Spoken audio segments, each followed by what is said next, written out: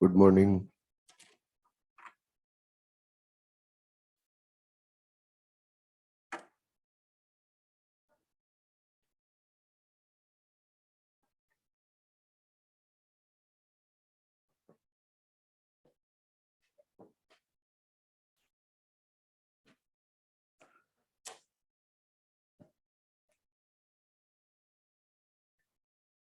कहाँ तक हो गया था?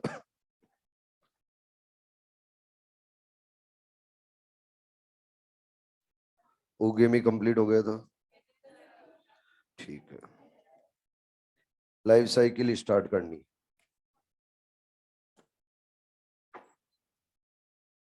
फर्स्ट लाइफ साइकिल आती है life cycle sowing zygotic meiosis. Life cycle sowing zygotic meiosis. Zygotic meiosis कब बोलेंगे, गेमेटिक मियोसिस कब बोलेंगे और स्पोरिक मियोसिस कब बोलेंगे, ये सबसे पहले पता होना चाहिए। अगर आप जाइगोट में मियोसिस करवा रहे हो तो बोला जाएगा जाइगोटिक मियोसिस। ध्यान देना सारे। अगर आप जाइगोट में मियोसिस करवा रहे हो तो बोला जाएगा जाइगोटिक मियोसिस। आप गेमिट फॉर्मेशन के लिए मियोसिस करवा रहे हो तो बोला जाएगा गेमेटिक मियोसिस। आप स्पोर फॉर्मेशन के लिए मियोसिस करवा रहे हो तो बोला जाएगा स्पोरिक मियोसिस। यानी टोटल हम मियोसिस को कितने टाइप में डिवाइड कर सकते हैं? 3 में। जाइगोट में हो रहा है तो क्या बोला जाएगा? Zygotic meiosis. गेमिट फॉर्मेशन के लिए हो रहा है तो गेमेटिक मियोसिस। स्पोर फॉर्मेशन के लिए हो रहा है तो स्पोरिक मियोसिस। सबसे पहला बोला जा रहा है जाइगोटिक मियोसिस। बच्चों, ये एक ऑर्गेनिज्म है। इस ऑर्गेनिज्म की मेन बॉडी है वो है हैप्लॉइड। मेन बॉडी कैसी है? हैप्लॉइड। अब मेन बॉडी हैप्लॉइड है तो मुझे बताओ इसमें गेमिट फॉर्मेशन के लिए मियोसिस करवा सकते हैं? नहीं, क्योंकि हैप्लॉइड के अंदर मियोसिस नहीं होता। तो फिर इसके अंदर गेमिट फॉर्मेशन के लिए बच्चों माइटोसिस करवाना पड़ेगा। और जब माइटोसिस होगा तो आफ्टर माइटोसिस बच्चों बनेंगे गेमेट्स। तो ये क्या बना दिए हैं? गेमेट्स। गेमेट्स बनने के बाद में इन गेमेट्स का करवाना है फ्यूजन। तो गेमेट्स का जब फ्यूजन करवाएंगे तो क्या बच्चों प्रोसेस को फर्टिलाइजेशन बोलेंगे? फर्टिलाइजेशन करवाया गया। और जब फर्टिलाइजेशन करवाया गया तो बच्चों जाइगोट बना। और जाइगोट कैसी स्ट्रक्चर रहती है? डिप्लॉयड। अब ये जो जाइगोट है वो जाइगोट तो डिप्लॉयड है, लेकिन इसकी मेन बॉडी क्या है? हैप्लॉइड। अब प्रॉब्लम ये है कि अपने को तो ऑर्गेनिज्म के नंबर इंक्रीज करने। अगर नंबर इंक्रीज करने, लाइफ साइकिल का मतलब क्या है? रिप्रोडक्शन करके ऑर्गेनिज्म के नंबर इंक्रीज करना। अब जाइगोट तो डिप्लॉयड है, लेकिन मेन बॉडी कैसी है? हैप्लॉइड। अब ऑर्गेनिज्म के नंबर इंक्रीज करने तो क्या करें? क्या जाइगोट में मियोसिस करवा दें?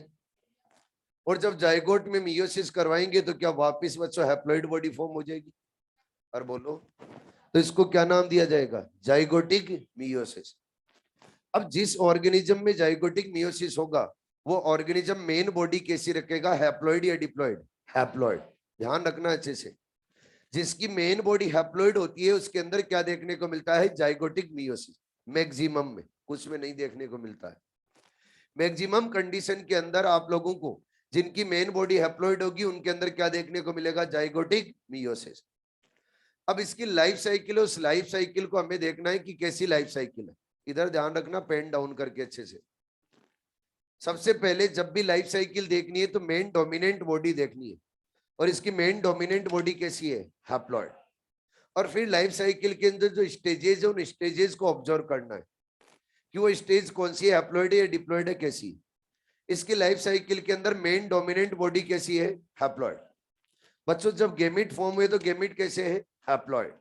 फिर जाइगोट फॉर्म हुआ तो क्या है? डिप्लॉइड। और फिर जाइगोट में मियोसिस हुआ तो फिर से क्या बन गया? हैप्लॉइड। क्या इसकी लाइफ साइकिल के अंदर मेनली स्टेजेस हैप्लॉइड है? मेनली स्टेजेस क्या है? हैप्लॉइड। एक ही डिप्लॉइड स्टेज है, डिप्लॉइड स्टेज को किया जा सकता है नेग्लेक्ट। और ये डिप्लॉइड स्टेज बच्चों शॉर्ट टाइम के लिए फॉर्म हो रही है, यहाँ पे लॉन्ग टाइम के लिए फॉर्म नहीं हो रही, क्योंकि जाइगोट फॉर्म होगा और जाइगोट के अंदर इमीडिएटली क्या हो जाएगा? मियोसिस। अगर इमीडिएटली मियोसिस हो जाएगा तो ये बच्चे रेपिडली किस में कन्वर्ट हो जाएगा, वापिस हैप्लॉइड में। तो इसके अंदर मेन बॉडी कैसी है, हैप्लॉइड। डिप्लॉइड कंडीशन एक ही, वो शॉर्ट टाइम के लिए फॉर्म हो रही है, तो इसको लाइफ साइकिल में मेंशन नहीं करेंगे। तो बताओ इसकी लाइफ साइकिल के अंदर क्या हैप्लॉइड या हैप्लॉइड कंडीशन, तो इसकी लाइफ साइकिल को बोला जाएगा बच्चे हैप्लॉन्टिक लाइफ साइकिल। क्या बोला जाएगा, हैप्लॉन्टिक लाइफ साइकिल। अब जिनके अंदर हैप्लॉन्टिक लाइफ साइकिल है, उन हैप्लॉन्टिक लाइफ साइकिल वालों के अंदर क्या मैं ये बोल सकता हूं कि जाइगोटिक मियोसिस होता है। जिनकी हैप्लॉन्टिक लाइफ साइकिल होगी उनके अंदर क्या होगा, जाइगोटिक मियोसिस। और हैप्लॉन्टिक लाइफ साइकिल रखने वाले किंगडम प्रोटिस्टा के अंदर कौन कौन होंगे, आप लोगों के सामने एक नाम लिख रहा हूं बच्चों, डाइनोफ्लेजिलेट्स। कौन होते हैं, डाइनोफ्लेजिलेट्स। डाइनोफ्लेजिलेट्स के अलावा और कौन रहेंगे, इसके अलावा रहेंगे बच्चे यूग्लिनोइड्स। कौन रहेंगे, यूग्लिनोइड्स एंड स्लाइमोड्स। ये सब क्या है बच्चे, हैप्लॉन्टिक लाइफ साइकिल रखने वाले। सेकेंड लाइफ साइकिल है वो दिया गया है life cycle sowing gametic meiosis. क्या बोला गया है, life cycle sowing gametic meiosis. यानी लाइफ साइकिल के अंदर गेमिट फॉर्मेशन के लिए क्या करवाया जा रहा है, मियोसिस।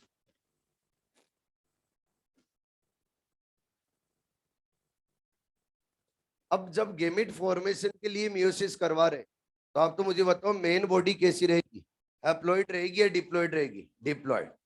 मेन बॉडी कैसी रहेगी, डिप्लॉइड। तो हमने लिया है ये मेन बॉडी, और ये बच्चों मेन बॉडी है, मेन बॉडी कैसी है, डिप्लॉइड। अब इस डिप्लॉइड मेन बॉडी से बनाने हैं गेमिट, और गेमिट बनाने हैं तो क्या करना है, मियोसिस या माइटोसिस, मियोसिस। जब मियोसिस करवाए तो क्या बने बच्चे, गेमिट्स। तो क्या गेमिट फॉर्मेशन के लिए मियोसिस करवाया जा रहा है, और जब गेमिट्स बने तो इन गेमिट्स का करवाया जाएगा बच्चे फ्यूजन यानी फर्टिलाइजेशन। जब फर्टिलाइजेशन करवाया तो फर्टिलाइजेशन के बाद में क्या बनेगा, जाइगोट। अब जाइगोट कैसा है, डिप्लॉइड या हैप्लॉइड, डिप्लॉइड। और मेन बॉडी भी कैसी है, डिप्लॉइड। हमें ऑर्गेनिज्म के नंबर इंक्रीज करने तो जाइगोट में क्या करवाएं, माइटोसिस। और जब माइटोसिस करवाएंगे तो क्या ऑर्गेनिज्म के नंबर इंक्रीज हो जाएंगे। अरे बोलो, अब देखो जब मेन बॉडी डिप्लॉइड होगी, मेन बॉडी डिप्लॉइड होगी तो क्या गेमेटिक मियोसिस होगा या जाइगोटिक मियोसिस, गेमेटिक मियोसिस। और जब मेन बॉडी हैप्लॉइड होगी तो क्या होगा, जाइगोटिक मियोसिस। अरे ठीक है, ऑलवेज हैप्लॉइड बॉडी वालों के अंदर जाइगोटिक मियोसिस नहीं होता है, कुछ अदर भी कंडीशन देखने को मिलती है, आगे जाने पे समझ में आएगा। लेकिन मैक्सिमम के अंदर जिनके अंदर मेन बॉडी हैप्लॉइड रहेगी उनके अंदर बच्चों जाइगोटिक मियोसिस ही देखने को मिलेगा। अब जब इस लाइफ साइकिल को हम ऑब्जर्व करेंगे तो क्या होगा, इसकी मेन बॉडी कैसी है, हैप्लॉइड। अरे कैसी है, डिप्लॉइड। इसकी मेन बॉडी कैसी है, डिप्लॉइड। क्या इसके अंदर बच्चों हैप्लॉइड गेमिट फॉर्म हो रहे, वापिस क्या बन रहा है, जाइगोट। फिर से क्या बन रही है, मेन बॉडी। अब देखो इसकी लाइफ साइकिल के अंदर हैप्लॉइड कंडीशन ओनली क्या बन रही है, गेमिट्स। और गेमिट्स बन के फ्यूज होके क्या बना देंगे, जाइगोट। तो ये गेमिट वाली जो कंडीशन है ये शॉर्ट टाइम के लिए फॉर्म होगी, लॉन्ग टाइम के लिए फॉर्म नहीं होगी। तो फिर इसको नेग्लेक्ट कर सकते हैं। जब नेग्लेक्ट किया तो लाइफ साइकिल के अंदर क्या आपको डिप्लॉइड डिप्लॉइड कंडीशन नजर आई, तो क्या बोला जाए life cycle, diplontic life cycle. अरे क्या बोला जाएगा, डिप्लॉन्टिक लाइफ साइकिल। तो डिप्लॉन्टिक लाइफ साइकिल रखने वाले भी किंगडम प्रोटिस्टा के अंदर होते हैं, और डिप्लॉन्टिक लाइफ साइकिल रखने वाला है उसका नाम है डायटम्स। क्या है बच्चे, डायटम्स। डायटम्स और डायटम्स के अंदर डिप्लॉन्टिक लाइफ साइकिल देखने को मिलती है, ठीक है। तो याद रखना है अच्छे से, जिनकी मेन बॉडी हैप्लॉइड उनमें मैक्सिमम में क्या होगा, जाइगोटिक मियोसिस। जिनकी मेन बॉडी डिप्लॉइड होगी उनके अंदर क्या होगा, गेमेटिक मियोसिस। ठीक है, आगे।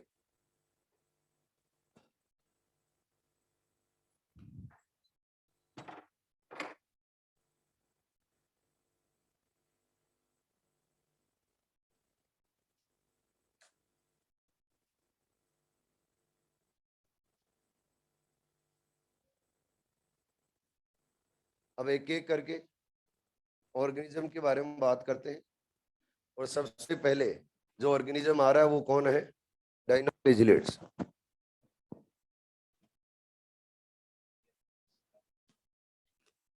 एक डायग्राम बना देता हूं मैं डायनोफ्लेजिलेट्स का, फिर आपको समझाता हूं।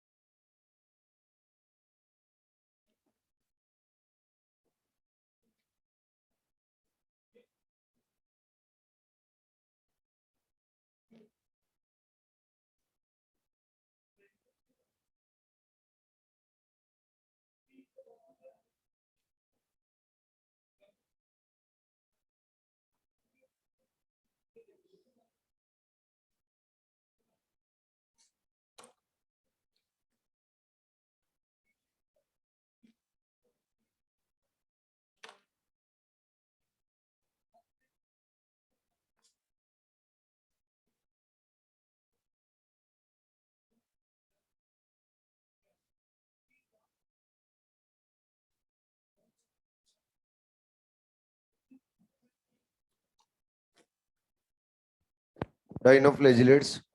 डाइनोफ्लेजिलेट्स के बच्चों डिवीजन का नाम है पायरोफाइटा। ध्यान से सुने, डाइनोफ्लेजिलेट्स के डिवीजन का नाम क्या है? पायरोफाइटा। क्लास का नाम है डाइनोफाइसी।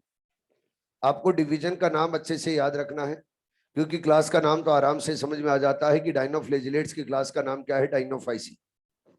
लेकिन बच्चों डिवीजन का नाम भूल जाते हैं, इसलिए अच्छे से याद रखना है डिवीजन का नाम क्या है, पायरोफाइटा। डाइनोफ्लेजिलेट्स के प्यार से बहुत सारे नाम है। डाइनोफ्लेजिलेट्स को बोला जाता है प्रोटिस्ट विद टू फ्लेजिला, इसी को बोला जाता है आर्मर्ड एल्गी, इसी को बोला जाता है वर्ल्डिंग विप्स, इसी को बोला जाता है गोल्डन ब्राउन एल्गी, इसी को बोला जाता है मीजोकैरियोट, इसी को बोला जाता है फायर एल्गी, और इसी को बोला जाता है नाइट लाइट। यानी इसके बहुत सारे नाम हैं। ये नाम क्यों है? बहुत सारे, उनके बारे में एक एक करके बात करेंगे। अगर एक एक करके बात करनी है तो सबसे पहले हम डाइनोफ्लेजिलेट्स की हैबिटेट के बारे में जानकारी लेंगे। डाइनोफ्लेजिलेट्स आपको एक्वेटिक हैबिट के मिलेंगे, यानी आप लोगों को मिलेंगे मैराइन वाटर में। कहां पे मिलते हैं? Marine water. बच्चों डाइनोफ्लेजिलेट्स डिफरेंट कलर के हो सकते हैं। ये रेड कलर के हो सकते हैं, ग्रीन कलर के हो सकते हैं, येलो कलर के हो सकते हैं, ग्रीन कलर के हो सकते हैं। अगर ये डिफरेंट कलर के हो सकते हैं तो इसके पीछे रीजन क्या है? इनके अंदर प्रेजेंट पिगमेंट, पिगमेंट की वजह से डिफरेंट कलर शो कर सकते। बच्चों डाइनोफ्लेजिलेट्स के बारे में और बात की जाए तो इनका अगर मोड ऑफ न्यूट्रिशन देखा जाए तो होता है होलोफाइटिक, यानी plant like mode of nutrition रखने वाले होते हैं। डाइनोफ्लेजिलेट्स की अगर स्ट्रक्चर देखेंगे तो डाइनोफ्लेजिलेट्स के अंदर सेल वॉल प्रेजेंट रहती, और सेल वॉल, और सेल वॉल बच्चों बनी होती है सेलुलोज से, तो बोला जाएगा सेलुलोजिक सेल वॉल होती।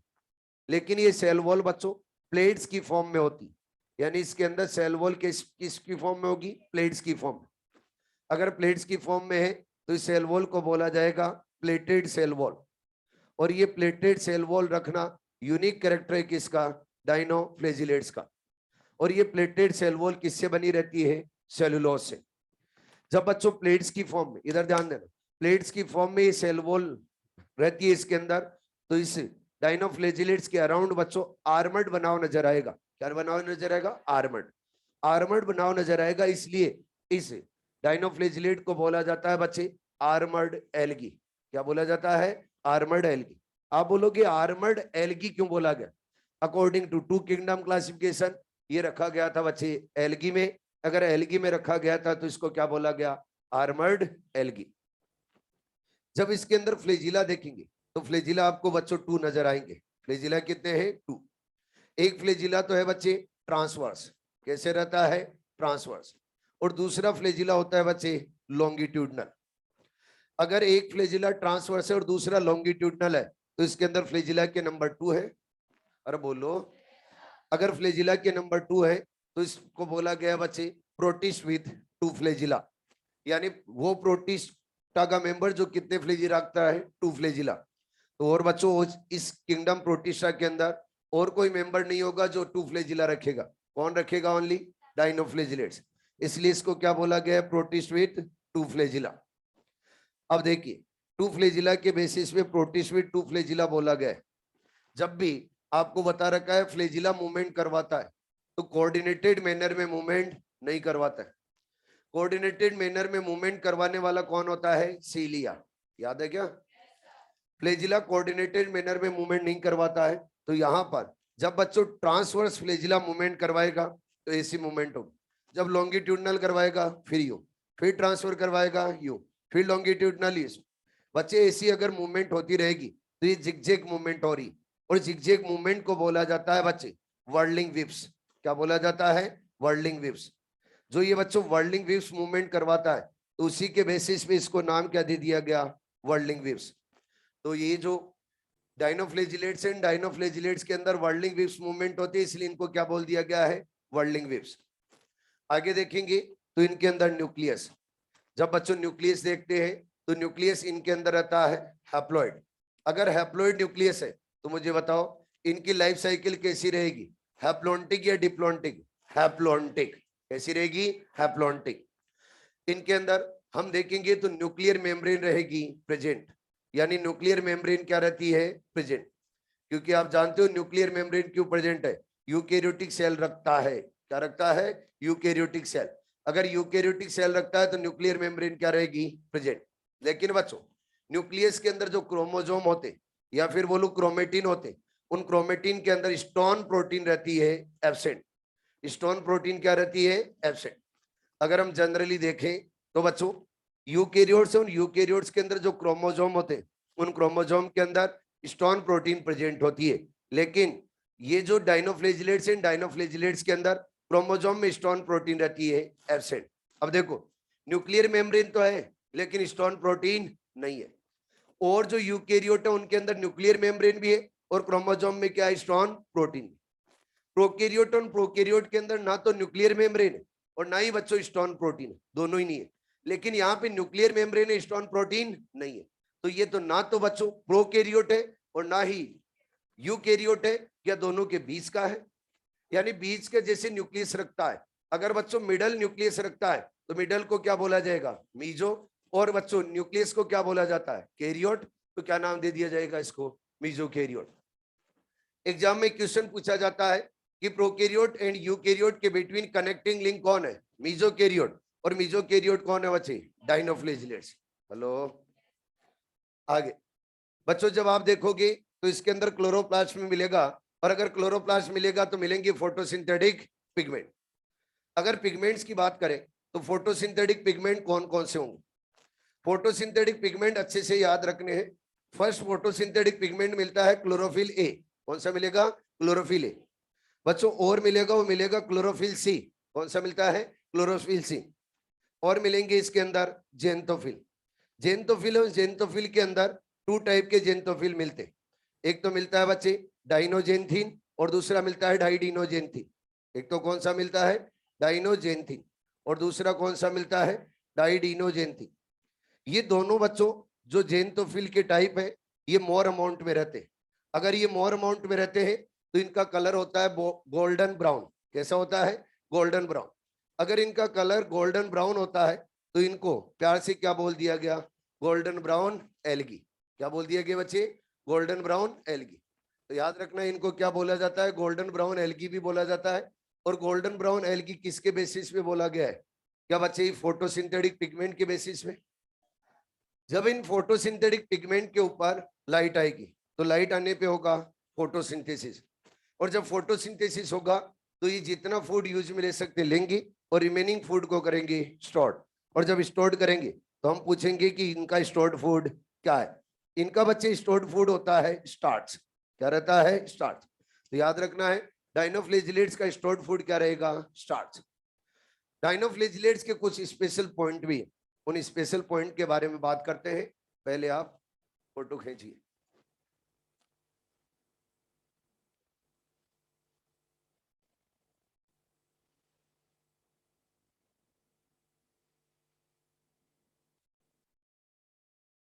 होगी फोटोग्राफी? Hello hello.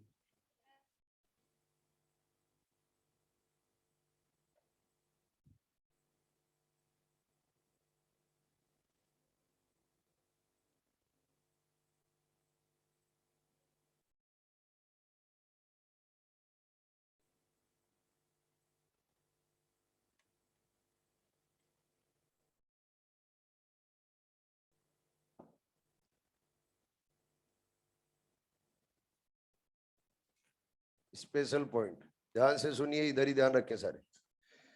ये बच्चों मैंने आपके सामने बनाया है डाइनोफ्लेजिलेट, और इस डाइनोफ्लेजिलेट का ये है साइटोप्लाज्म।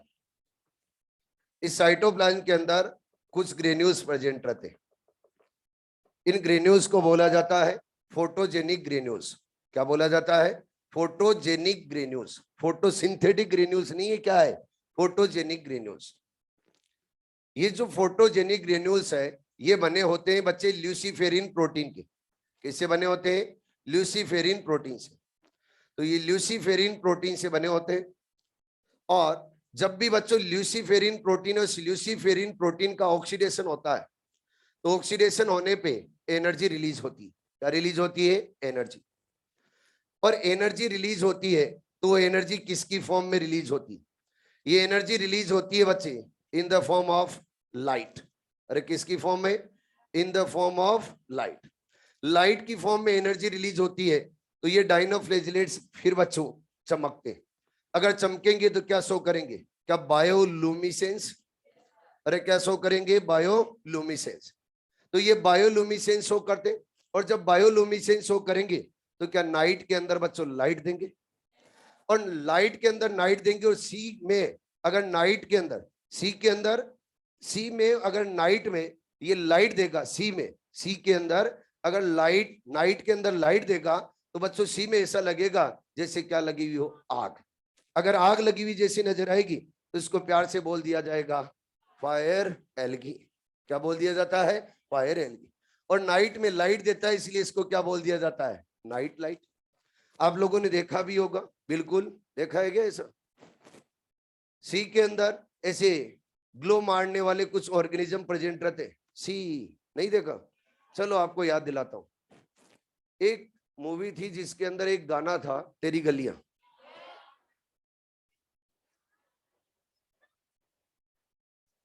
था क्या? उसमें देखना, बिल्कुल ग्लो मारते हुए कुछ ऑर्गेनिज्म नजर आएंगे। जो ग्लो मारते हुए ऑर्गेनिज्म है वो क्या है? डाइनोफ्लेजिलेट्स। ठीक है, आगे। ऐसे तो याद आ जाता है तुम्हें बहुत। ये तो फर्स्ट पॉइंट है। सेकंड बच्चों, डाइनोफ्लेजिलेट्स का एक एग्जांपल है जिसका नाम है गोनियोलेक्स। क्या नाम है? गोनियोलेक्स। ये गोनियोलेक्स है, ये गोनियोलेक्स जब भी सी में टाइड फॉर्म होती है, जब भी सी के अंदर लहरें बनती है समुद्र में, तब भी बच्चों ये गोनियोलेक्स है, ये गोनियोलेक्स रेपिडली अपने नंबर इंक्रीज करता है। यानी गोनियोलेक्स क्या होगा? रेपिडली मल्टीप्लाई होता है। अगर बच्चों रेपिडली अपने नंबर इंक्रीज करता है तो इसके नंबर क्या हो जाएंगे? इंक्रीज। और जब नंबर इंक्रीज होंगे तो ये एक्चुअल में गोनियोलेक्स कौन से कलर का होता है? रेड कलर का। जब ये गोनियोलेक्स बच्चों रेड कलर का होता है, तो जो टाइड बनेगी सी में, वो टाइड कैसी बन जाएगी? रेड। तो आपसे क्वेश्चन पूछा जाएगा, रेड टाइड फॉर्म करने के लिए सी में कौन रेस्पॉन्सिबल रहेगा? गोनियोलेक्स। अगर गोनियोलेक्स नहीं हो तो फिर क्या देना आंसर? डाइनोफ्लेजिलेट्स। लेकिन आपसे पूछा जाए red colour of Red Sea is due to cyanobacteria, tide बनाने के लिए रेड कौन रेस्पॉन्सिबल रहेगा? गोनियोलेक्स। और नॉर्मल सी की सरफेस को रेड बनाने के लिए कौन रेस्पॉन्सिबल रहेगा? साइनोबैक्टीरिया। और साइनोबैक्टीरिया में भी कौन सा? ट्राइकोडेस्मियम। अरे ठीक है बच्चों, इनके अंदर ही एक तो है गोनियोलेक्स, और एक और है जिसका नाम है बच्चे जिम्नोडीनियम।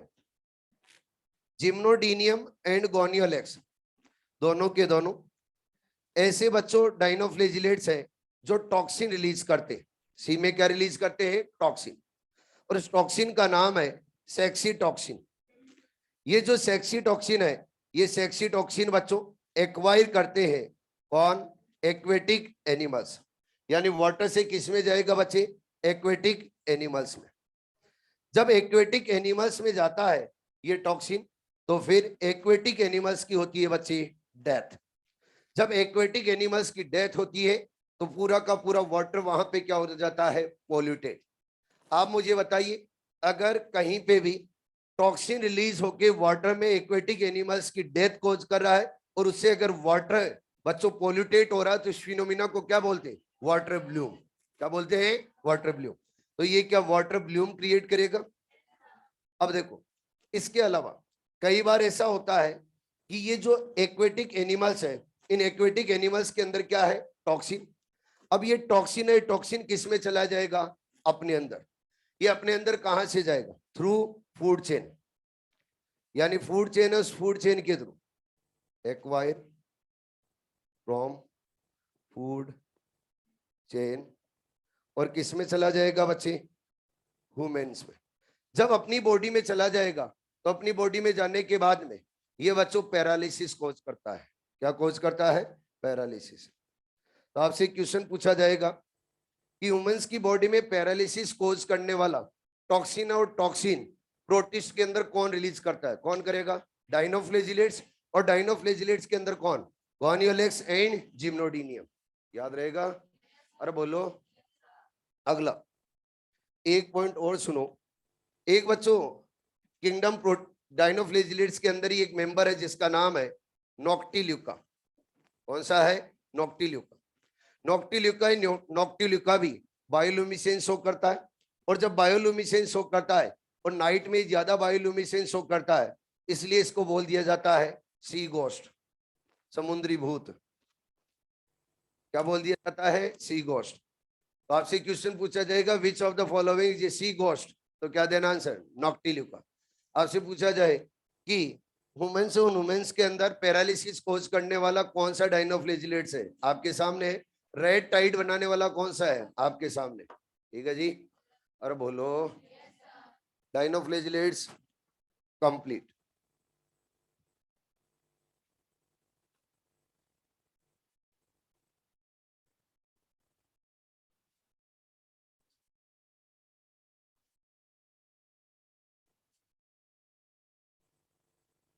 Next, diatoms.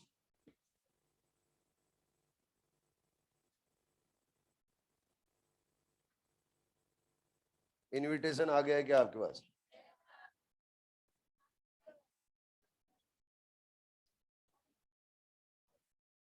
एक्सेप्ट कर लिया ना, ठीक है। नहीं करोगे तो जाओगे कहाँ, है? बस थोड़े दिनों की बात है, नेक्स्ट वीक तक की।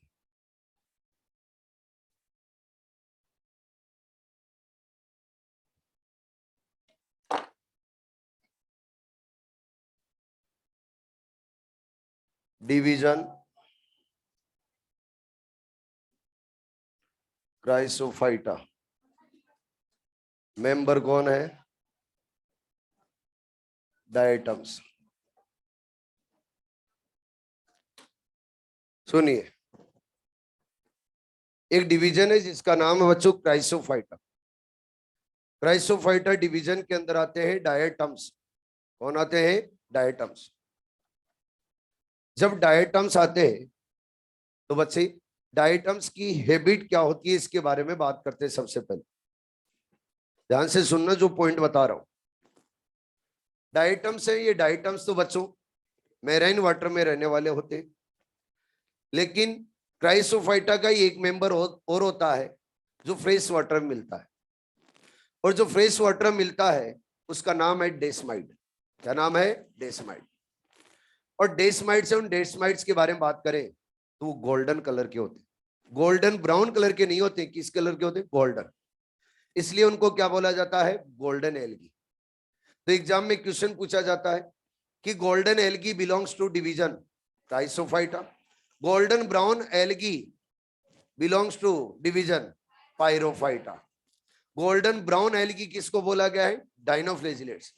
और गोल्डन एल्गी किसको बोला गया है बच्चे, डेस्माइड्स। याद रहेगा बच्चों, ये डाइटम्स है, ये डाइटम्स वेरियस शेप रखते, हो सकते हैं ये ट्रायंगुलर शेप के हो सकते हैं ये बच्चों बोर्ड शेप के हो सकते हो ये इलोंगेटेड हो सकते हो ये रेक्टेंगुलर शेप के हो, यानी वेरियस शेप के रहते। लेकिन मोस्टली जब आप देखोगे तो इनकी स्ट्रक्चर रहेगी बच्चे सॉफ्ट बॉक्स लाइक। सभी ने साबुनदानी देखी होगी, वैसी स्ट्रक्चर रहती है, यानी सॉफ्ट बॉक्स लाइक इनकी स्ट्रक्चर होती है। बच्चों डाइटम्स एंड डाइटम्स को बोला जाता है चीफ प्रोड्यूसर ऑफ ओशियन, यानी ओशियन के अंदर जो चीफ प्रोड्यूसर होगा। कैसे, डाइटम्स के नंबर बहुत ज्यादा है, और ये बच्चों ऑक्सीजनिक फोटोसिंथेसिस करता है। और जब ऑक्सीजनिक फोटोसिंथेसिस करता है तो क्या ये फूड प्रोवाइड करेगा? और नंबर में ज्यादा है तो हम बोलेंगे ओशियन के अंदर सबसे ज्यादा नंबर किसके हैं? डाइटम्स के। तो क्या बोला जाए इसको? Chief producer of ocean. इसके अलावा बच्चों इसको बोला जाता है pulse of ocean. Pulse of ocean क्यों बोला जाता है? क्योंकि ये वाटर की सरफेस के ऊपर फ्लोट करता है, और जब वाटर की सरफेस पे फ्लोट करता है तो ऐसा लगता है जैसे वाटर की सरफेस के ऊपर क्या पड़े हो बच्चे? मोती। तो क्या बोला जाएगा? Pulse of ocean. हेलो, तो आपसे क्वेश्चन पूछा जाए chief producer of ocean diatoms, pulse of ocean diatoms. Diatoms and diatoms की स्ट्रक्चर के बारे में बात करते हैं और स्ट्रक्चर बनाते हैं।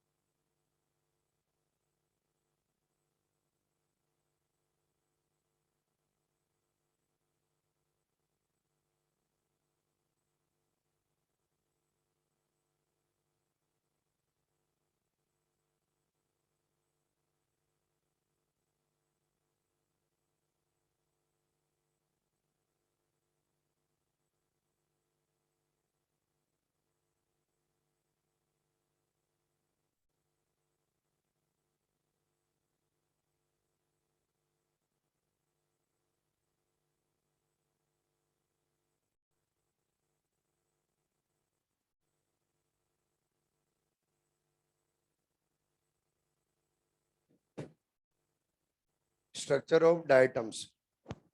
डाइटम्स की स्ट्रक्चर बच्चों सॉफ्ट बॉक्स लाइक होती है, तो आपको सॉफ्ट बॉक्स लाइक दिखाई गई है। सॉफ्ट के अंदर सॉफ्ट बॉक्स में हम देखते हैं तो एक अपर पार्ट होता है, एक क्या होता है? लोअर। यहां पर भी ऐसा ही दिखेगा। एक बच्चों सेल वॉल रहेगी, वो अपर रहेगी, और दूसरी क्या रहेगी? लोअर। जो अपर सेल वॉल है इसको बोला जाएगा एपिथीका, और लोअर सेल वॉल को बोला जाएगा हाइपोथीका। बच्चों एपिथीका और हाइपोथीका बनी होती है सेलुलोज प्लस सिलिका, यानी सेलुलोज के साथ में क्या मिलता है? सिलिका। ध्यान से सुनना पड़ेगा। इसके अंदर सेलुलोज के अलावा सिलिका भी मिलता है, और सिलिका बच्चे मोर अमाउंट में मिलता है। अगर सिलिका मोर अमाउंट में मिलता है तो क्या इसकी सेल वॉल को डिस्ट्रॉय किया जा सकता है? नहीं। Due to presence of cell wall, due to presence of silica, इसकी सेल वॉल को बच्चे डिस्ट्रॉय नहीं किया जा सकता है।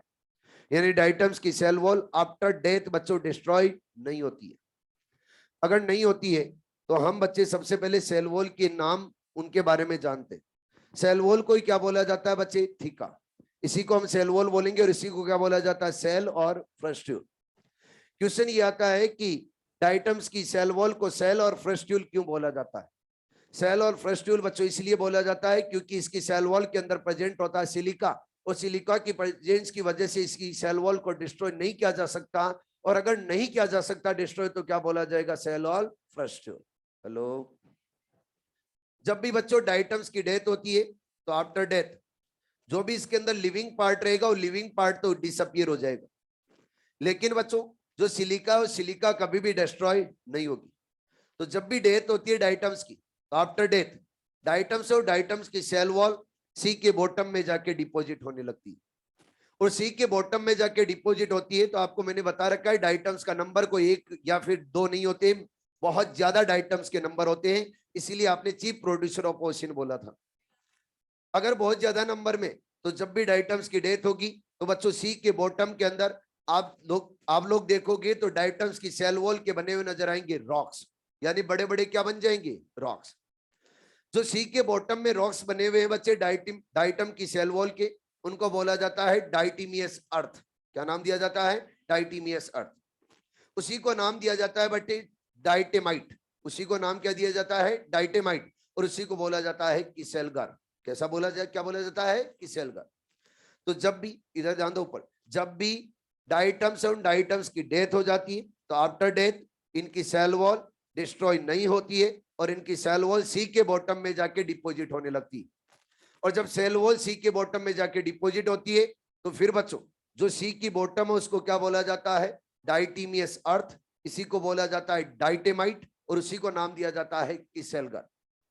अब सी के बॉटम से बच्चे डाइटेमाइट और किसेलगर को कलेक्ट करके उसके बहुत से यूज में लिया जाता है उनको। और वो यूज कौन कौन से, यानी डाइटेमाइट या फिर बोलो किसेलगर या फिर बोला जाए डाइटिमियस अर्थ के यूज क्या है? यूज के अंदर बच्चों पहला यूज है साउंड प्रूफिंग रूम बनाने के लिए। क्या ये जो आपके सामने रूम है ये साउंड प्रूफिंग है? आप जिस रूम में बैठे हो क्या साउंड प्रूफिंग रूम है? नहीं। लेकिन आप लोग जब भी बच्चों मूवी देखने जाते हो तो वो रूम जो होता है क्या साउंड प्रूफिंग होता है? अरे बोलो, अरे सिनेमा हॉल वो क्या साउंड प्रूफ होता है? बिल्कुल। अगर बच्चों मूवी चल रही है और उसके अंदर एक कॉइन भी गिरता है तो क्या उसकी क्लियर कट जो आवाज है आपके कान तक पहुंचती है? क्यों? क्योंकि वहां पे वॉल के ऊपर डाइटिमियस है, उस डाइटिमियस की क्या बना दी जाती है बच्चे? लेयर। यानी डाइटेमाइट की लेयर बना दी जाती है। और डाइटेमाइट की लेयर बना दी जाती है तो वो साउंड को बच्चे एब्जॉर्ब नहीं करते। अगर साउंड को एब्जॉर्ब नहीं करती तो डायरेक्ट बच्चों साउंड वहां से टकराएगा और टकरा के डायरेक्ट कहां पहुंचेगा? आपके ईयर तक। और क्लियर कट आपका साउंड कान तक पहुंच रहा है तो मैं बोलूंगा रूम कैसा बन गया है? Sound proof. तो साउंड प्रूफ रूम बनाने के लिए किसका यूज किया जाता है बच्चे? डाइटेमाइट। इसके बाद में आपके पैरों के नीचे स्टोन लगा हुआ है। ये स्टोन जब लगाया था उसी दिन क्या ऐसा ही था? नहीं। फिर उसके बाद में बच्चों लगाने के बाद में इसकी पॉलिशिंग की गई। और स्टोन पॉलिशिंग करने के लिए बच्चों कुछ स्पेशल टाइप के नंबर की बट्टियां यूज में ली जाती है मशीन में। वो जो बट्टियां बनाई जाती है किससे बनाई जाती है? डाइटेमाइट से। यानी डाइटिमियस अर्थ है, इसका यूज करके क्या बनाया जाएगा बच्चे? स्टोन पॉलिशिंग की जाएगी। अगला, जब भी बच्चों डाइटम्स और डाइटम्स की डेथ हो जाएगी तो आफ्टर डेथ क्या इनकी सेल वॉल है, उन सेल वॉल में से सेल्लोज तो रिलीज हो जाएगा। ओनली क्या बचेगा? सिलिका। अगर सेल वॉल में से सेल्लोज रिलीज हो जाएगा सिलिका ही बचेगा तो क्या बीच बीच में सेल वॉल के अंदर पोर बन जाएंगे? तो सेल वॉल कैसी बन जाएगी? पोरस। अगर सेल वॉल पोरस बन गई तो क्या उसको फिल्ट्रेशन में यूज में ले सकते हैं? बिल्कुल। और फिल्ट्रेशन में यूज में लेते हैं तो बच्चे नॉर्मल फिल्ट्रेशन में यूज में नहीं लेंगे, जो विस्कस सब्सटेंस होंगे उनके फिल्ट्रेशन में यूज में लिया जाएगा। Like syrup. सिरप जब आप पीते हो तो नॉर्मल अगर सस्पेंशन की टाइप में होता है या बच्चे बहुत ज्यादा विस्कस रहता है, बहुत ज्यादा विस्कस। इसके अलावा ऑयल कैसा होता है? क्या वो भी विस्कस होता है? तो सिरप एंड ऑयल के फिल्ट्रेशन के लिए भी किसका यूज किया जाता है? डाइटिमियस या फिर डाइटेमाइट अर्थ का। बच्चे बड़ी बड़ी इंडस्ट्रीज के अंदर one chamber to another chamber chemical को ट्रांसफर किया जाता है और हीटेड केमिकल को बच्चे ट्रांसफर किया जाता है। और जो हीटेड केमिकल उसको one chamber to another chamber transfer कर रहे हैं तो पाइप के थ्रू ट्रांसफर किया जाता है। जब पाइप के थ्रू ट्रांसफर किया जाता है तो केमिकल, उस केमिकल का हीट लॉस नहीं होना चाहिए। अगर पाइप के थ्रू आप ट्रांसफर करें और पाइप ऐसा हो कि हीट लॉस करवाने वाला हो तो फिर बच्चों जब आगे वाले चेंबर में वो केमिकल जाएगा तो उसका टेम्परेचर क्या हो जाएगा, डाउन, और फिर प्रॉपर जो भी काम करते हो प्रॉपर नहीं हो पाएगा। तो केमिकल, उस केमिकल को one chamber to another chamber अगर उसी टेम्परेचर में ट्रांसफर करना है तो बच्चे एक हीट इंसुलेटर की रिक्वायरमेंट होती है। हीट इंसुलेटर किसको बोला जाता है? जो हीट का लॉस नहीं होने दे। ये बच्चों डाइटेमाइट है, डाइटेमाइट हीट का लॉस नहीं होने देती है। तो बड़ी बड़ी इंडस्ट्रीज के अंदर जो pipeline one chamber to another chamber जाती है उनके इनर साइड, पाइपलाइन के इनर साइड डाइटेमाइट की बना दी जाती है लेयर। जब डाइटेमाइट की लेयर बना देंगे तो वो हीट का लॉस नहीं होने देगी और जो केमिकल आप जिस टेम्परेचर से यहां से ट्रांसफर किया है नेक्स्ट चेंबर के अंदर भी वो केमिकल उसी टेम्परेचर में मिलेगा। मतलब क्या ये एज ए हीट इंसुलेटर भी यूज में लिया जा सकता है। तो टोटल इसके कितने हैं? फोर फंक्शन है। फोर के फोर फंक्शन या फिर बोलो यूज है, आपको याद रखने हैं क्योंकि एनसीईआरटी में गिवन है। फर्स्ट है साउंड प्रूफिंग रूम बनाने में, सेकंड स्टोन पॉलिशिंग, थर्ड दिया है filtration of syrup and oils, और बच्चों फोर्थ मिलेगा आपको as a heat insulator. Hello, next, जब बच्चों सेल वॉल के इनसाइड जाएंगे तो मिलेगा सेल मेम्ब्रेन, और सेल मेम्ब्रेन बना होता है लाइपोप्रोटीन से। किससे बना रहेगा? लाइपोप्रोटीन से, यानी लिपिड एंड प्रोटीन से। सेल मेम्ब्रेन के इनसाइड साइटोप्लाज्म होगा। साइटोप्लाज्म के अंदर आपको मिलेगा वैक्यूल। वैक्यूल के अलावा बच्चों मिलता है न्यूक्लियस। न्यूक्लियस कैसा होगा? हैप्लॉइड या डिप्लॉइड? डिप्लॉइड। तो इस डाइटम की लाइफ साइकिल कैसी है? डिप्लॉन्टिक, आपको पहले बता चुका हूं। बच्चों इसके साइटोप्लाज्म में प्रेजेंट रहते हैं क्लोरोप्लास्ट। क्या प्रेजेंट रहते हैं? क्लोरोप्लास्ट। और क्लोरोप्लास्ट का फंक्शन क्या होगा? फोटोसिंथेसिस। लेकिन क्लोरोप्लास्ट के अंदर पिगमेंट कौन से प्रेजेंट रहेंगे, इनके बारे में बात करनी पड़ेगी। पिगमेंट आप लोगों को मिलेंगे, वो मिलेंगे chlorophyll A and chlorophyll C. कौन कौन सा मिलेगा? Chlorophyll A and C. इसके बाद में बच्चों जेंथोफिल के अंदर मिलता है फ्यूकोजेंथिन। कौन सा मिलता है? फ्यूकोजेंथिन। अब देखो ये पिगमेंट आपको याद रखने पड़ेंगे। जब हम डाइनोफ्लेजिलेट्स की बात करें तो उनके अंदर कौन सा मिल रहा था? Chlorophyll A C. डाइटम्स के अंदर भी क्लोरोफिल ए सी। जेंथोफिल डाइनोफ्लेजिलेट्स के अंदर उसके नाम के जैसा ही, क्या डाइनोजेंथिन और डाइडिनोजेंथिन। यहां पे कौन सा रहेगा? फ्यूकोजेंथिन। जब बच्चों क्लोरोप्लास्ट के ऊपर लाइट आएगी तो लाइट आते ही होगा फोटोसिंथेसिस, और जब फोटोसिंथेसिस होगा तो फूड का सिंथेसिस होगा।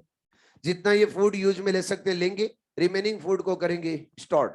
जब स्टोर्ड करेंगे तो किसकी फॉर्म में? ल्यूकोसिन। ल्यूकोसिन को क्या बोला जाता है? क्राइसोलेमिनेरिन। क्या बोला जाता है? क्राइसोलेमिनेरिन। एंड बच्चे फेट की फॉर्म में फूड को स्टोर किया जाता है, यानी ल्यूकोसिन एंड फेट की फॉर्म में फूड को स्टोर किया जाता है। तो मैं बोलूंगा ये क्या है बच्चे? Stored food. हेलो, ये क्या है बच्चे? Stored food.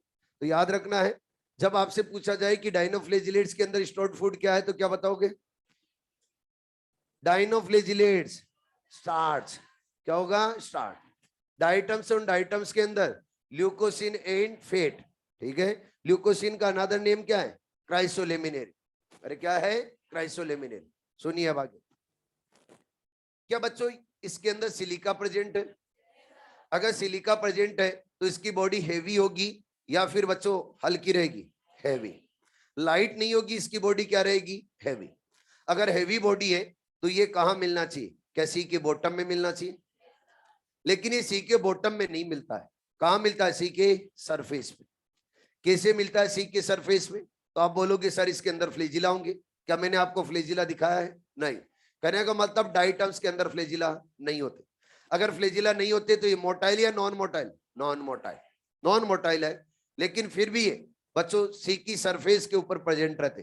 कैसे रहेंगे उसके बारे में बात करते। बच्चों इसका स्टोर्ड फूड है वो फेट और ऑयल भी है, और फेट और oil low molecular weight substance होते, और ये लो मॉलिक्यूलर वेट सब्सटेंस इस डाइटम्स की बॉडी को बताएंगे बच्चे लाइट। और जब लाइट बनाएंगे तो डाइटम्स और डाइटम्स बच्चों मूव करते हुए कहाँ गए? सरफेस में। अब सरफेस पे आ गए तो सरफेस पे आने के बाद में ये मूवमेंट नहीं करते अपने आप। वाटर जिस साइड, जिस डायरेक्शन के अंदर वाटर मूव कर रहा है उसके साथ में ये भी मूव करेंगे। जैसे वाटर इस डायरेक्शन के अंदर मूव कर रहा है तो ये सरफेस के ऊपर है, तो सरफेस के ऊपर ये भी वाटर के साथ में मूव करते हुए जा रहे हैं। अगर वाटर के साथ में मूव करें तो बताओ ये मूवमेंट कैसे करें, एक्टिवली या पैसिवली? पैसिवली। एग्जाम में क्वेश्चन पूछा जाता है कि क्राइसोफाइटा या फिर बोला जाए डाइटम्स है, वो डाइटम्स वाटर की सरफेस के ऊपर मूवमेंट करते हैं, तो पैसिवली मूवमेंट करते हैं या एक्टिवली? पैसिवली। और पैसिवली मूवमेंट करने का रीजन क्या है? ड्यू टू स्टोर्ड फूड, और ड्यू टू स्टोर्ड फूड कौन सा? फैट और ऑयल। फैट और ऑयल की वजह से ये बच्चे पैसिव फ्लोटिंग कर पाते, अगर फैट और ऑयल नहीं होता तो ये पैसिवली फ्लोटिंग नहीं कर पाते। हेलो, पहले एम्स हुआ करती, एम्स की एग्जाम हुआ करती थी, उसके अंदर बच्चों 2 स्टेटमेंट आते थे, एक एसेसरेशन आता था और दूसरा क्या आता था? उसका रीजन। तो वहां पे एसेसरेशन के अंदर आपसे क्यों बोला जाता था कि डाइटम्स और डाइटम्स पैसिवली फ्लोट करते, डाइटम्स क्या करते हैं? Passively float. सही था। तो उसका रीजन क्या दिया जाता था? रीजन ये दिया जाता था due to presence of stored food fat. तो सही था, दोनों सही होते तो कौन सा आंसर जाता? ए। ठीक है ना? ऐसा अभी भी आ सकता है, क्योंकि एग्जाम के अंदर हम देख रहे हैं नीट के अंदर कि नीट में 2 स्टेटमेंट दिए जाते हैं और दोनों में से फिर चूज करवाया जाता है कि कौन सा करेक्ट है, किसके लिए करेक्ट है, ये भी पूछा गया है। तो आप लोगों को ध्यान में रखना, यहां से भी आ सकता है। अरे ठीक है। जब बच्चों इनके अंदर रिप्रोडक्शन होगा तो एसेक्सुअल भी होगा और सेक्सुअल भी होगा। एसेक्सुअल रिप्रोडक्शन कौन सा होगा? बाइनरी फिजन से। किससे होगा? Binary fission. बाइनरी फिजन से मोस्टली बच्चों एसेक्सुअल रिप्रोडक्शन देखने को मिलता है। सेक्सुअल रिप्रोडक्शन होता है तो कभी कभार, यानी रेयरली इनके अंदर सेक्सुअल रिप्रोडक्शन होता है, लेकिन होता जरूर है। अगर सेक्सुअल रिप्रोडक्शन होता है तो जेनेटिक वेरिएशन क्रिएट हो जाएगा। जब भी इनके अंदर सेक्सुअल रिप्रोडक्शन होता है तो सेक्सुअल रिप्रोडक्शन के ड्यूरिंग एक स्पेशल टाइप के स्पोर बनते, और उन स्पेशल टाइप के स्पोर को बोला जाता है ऑक्सोस्पोर। तो ऑक्सोस्पोर फॉर्म होना भी एक यूनिक कैरेक्टर है किसका बच्चे? डाइटम्स का। तो एग्जाम में क्वेश्चन पूछा जाता है कि ड्यूरिंग सेक्सुअल रिप्रोडक्शन, एसेक्सुअल नहीं बोल रहा हूं, क्या बोल रहा हूं? सेक्सुअल। ड्यूरिंग सेक्सुअल रिप्रोडक्शन ऑक्सोस्पोर किसमें फॉर्म होते? तो क्या देना आंसर? डाइटम्स। ठीक है जी। कुछ क्वेश्चंस रख रहा हूं आपके सामने, आपको आंसर देना है। Plated cellulosic cell wall present in, plated cellulosic cell wall present in क्या बच्चे? डाइनोफ्लेजिलेट्स। ठीक है। Silicated cellulosic cell wall present in diatoms. ये दोनों बच्चों जो मैंने लाइनें बोली है, ये दोनों के यूनिक कैरेक्टर हैं, अलग अलग। अगर हम बोलेंगे प्लेटेड सेलुलोजिक सेल वॉल तो किसका यूनिक कैरेक्टर रहेगा? Dinoflagellates. Cellulosic cellulosic silicated cell wall diatoms, किसका रहेगा? डायटम्स। ठीक है जी। नेक्स्ट, और नेक्स्ट आता है यूग्लिनोइड्स।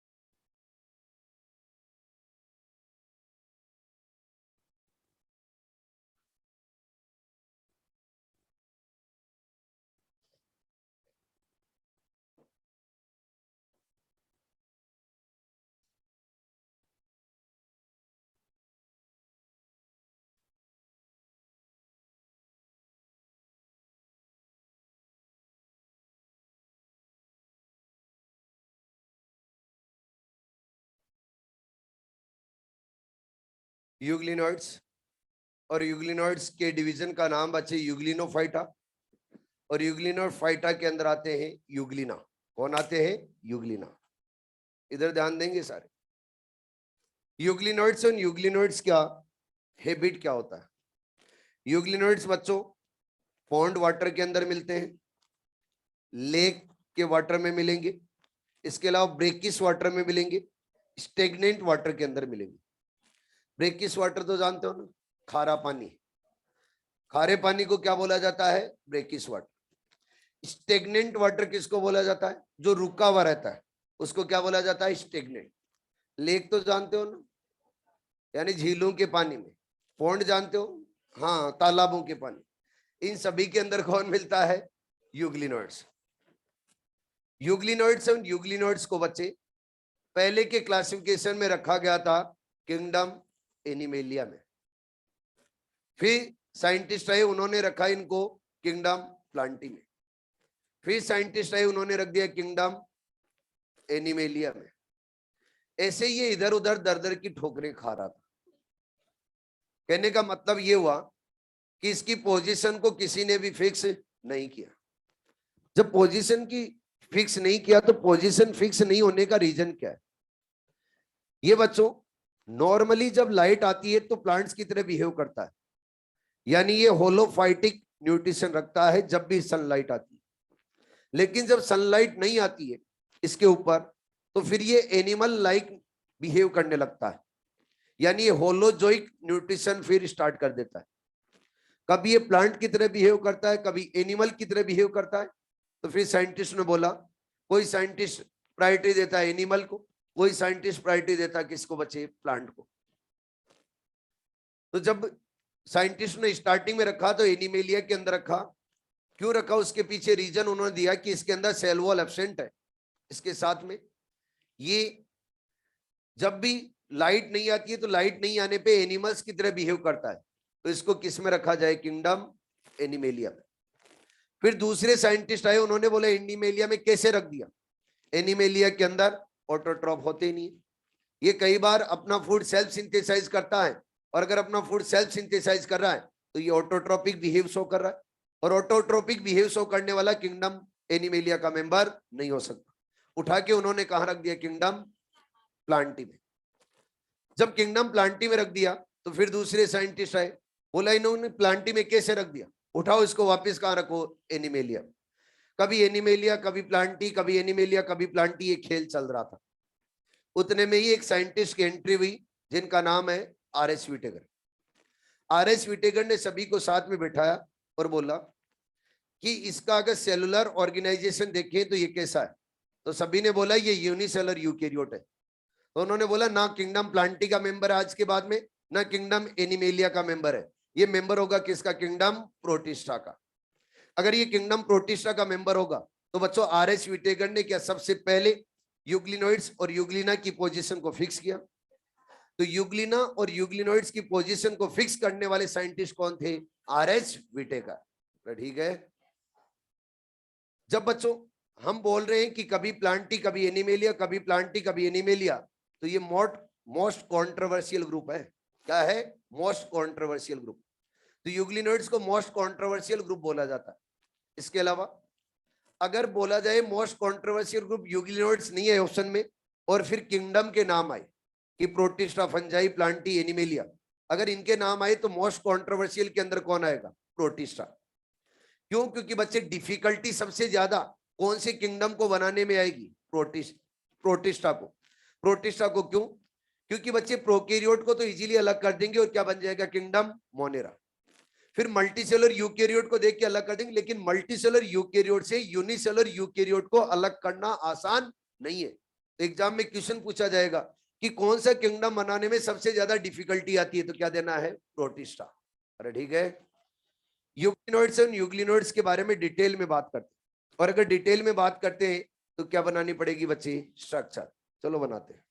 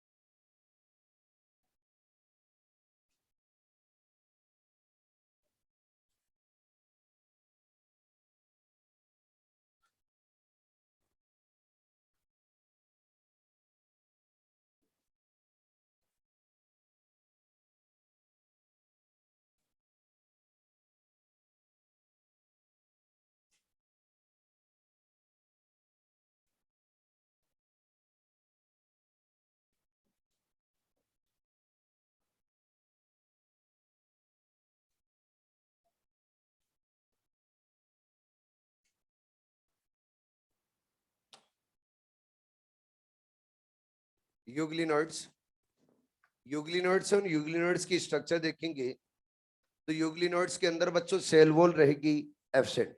पेन डाउन करो, समझो पहले अच्छे से। सेल वॉल इनके अंदर रहेगी एब्सेंट, लेकिन बच्चों सेल मेम्ब्रेन के अराउंड इनके अंदर एक एक्स्ट्रा कवरिंग प्रेजेंट रहेगी। सेल मेम्ब्रेन के अराउंड जो एक्स्ट्रा कवरिंग प्रेजेंट रहेगी उसको बोला जाएगा पेलिकल। क्या बोला जाता है? पेलिकल। ये पेलिकल बनी होती है बच्चे कॉन्ट्रेक्टाइल प्रोटीन से, और जब कॉन्ट्रेक्टाइल प्रोटीन से बनी होती है तो पहला फंक्शन तो इसका क्या हो गया?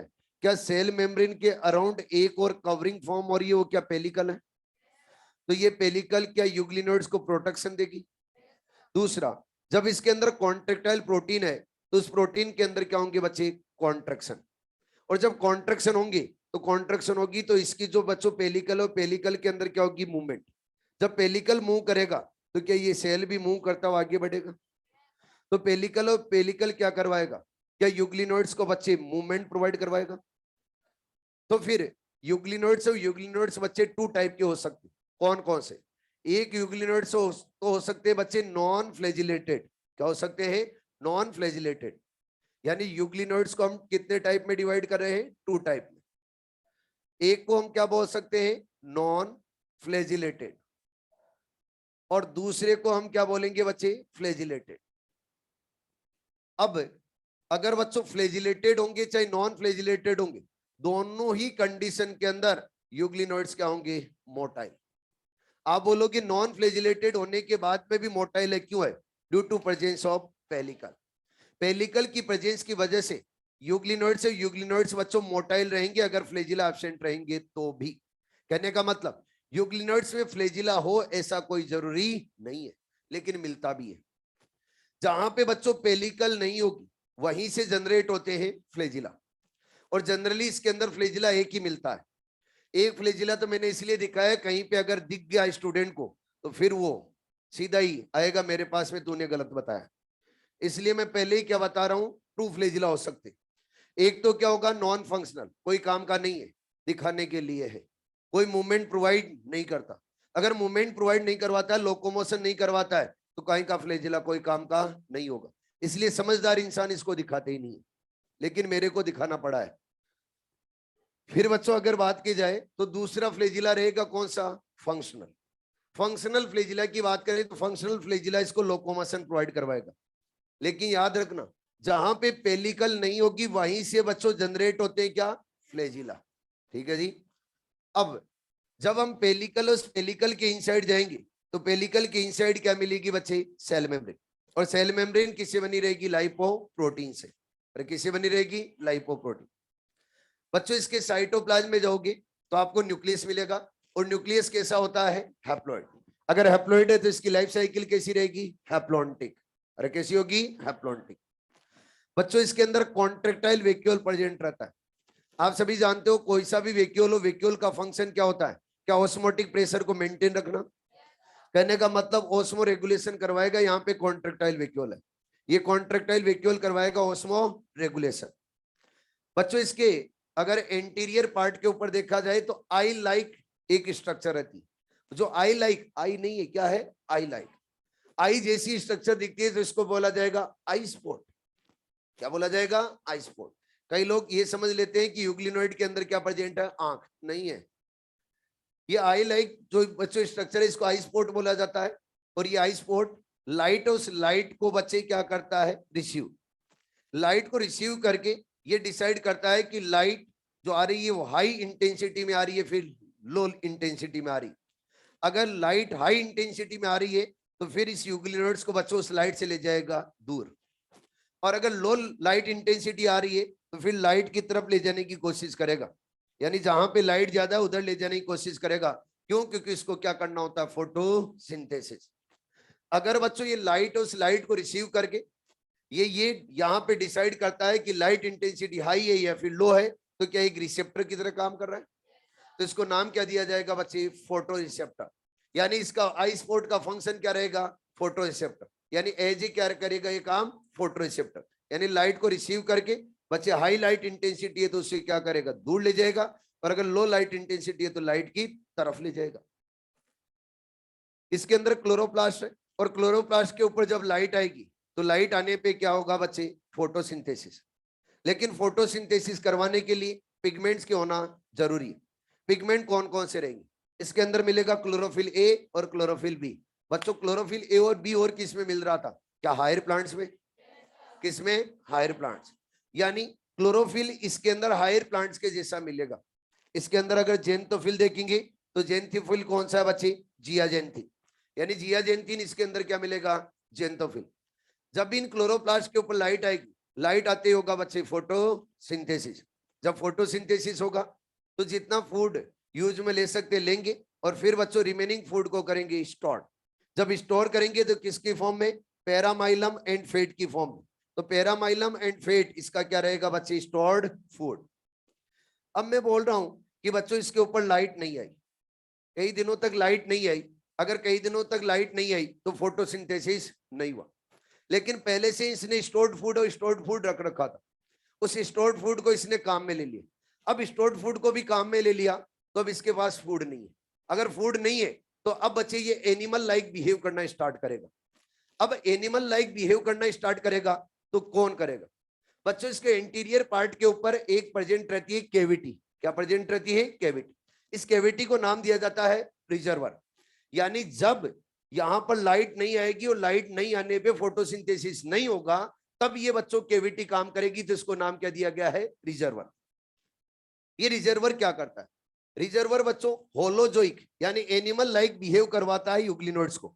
जब एनिमल लाइक बिहेव करवाएगा तो कैसे, ये स्मॉल स्मॉल एक्वेटिक एनिमल्स को इस कैविटी के अंदर बच्चों केज करेगा। सबसे पहले क्या करेगा, केज, कोट कर रहा है।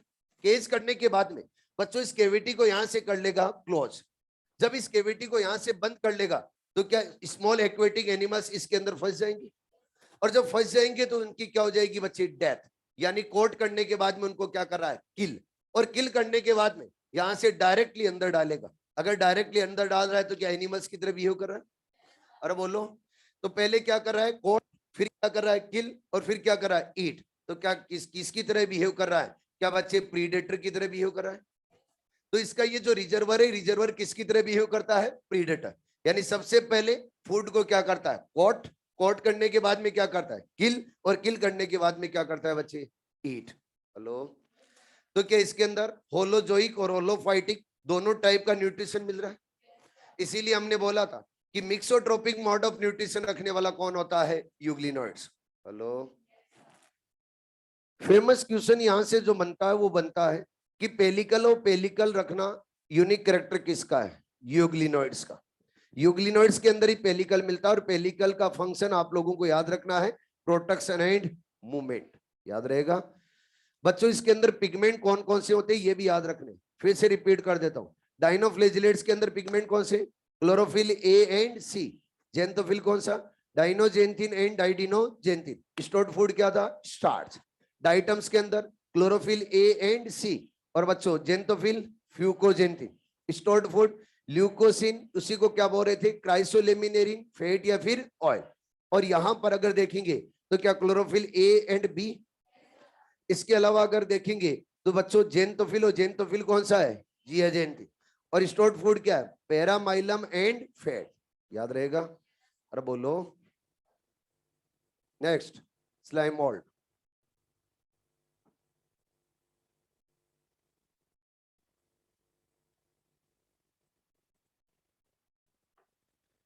क्या वो आवाज सही नहीं आ रही बच्चे, हेलो हेलो हेलो।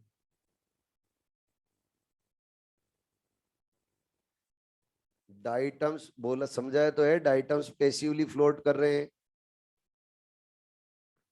क्यों करते हैं, पूरा रीजन समझाया आपको अच्छे से, फिर भी बोल रहे हो एक बार और समझा दो। वैसे तो बोला जाए तो ये बोलना चाहिए कि रिकॉर्डेड क्लास देखना, लेकिन सुनो कोई बात नहीं।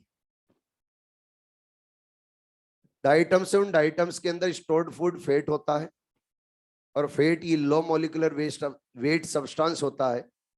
तो फैट की वजह से ये लाइट इन वेट हो जाते हैं, तो फिर वाटर की सरफेस पे आ जाते हैं, और वाटर जैसे मूवमेंट करता है वाटर के साथ में ये मूव कर रहे हैं।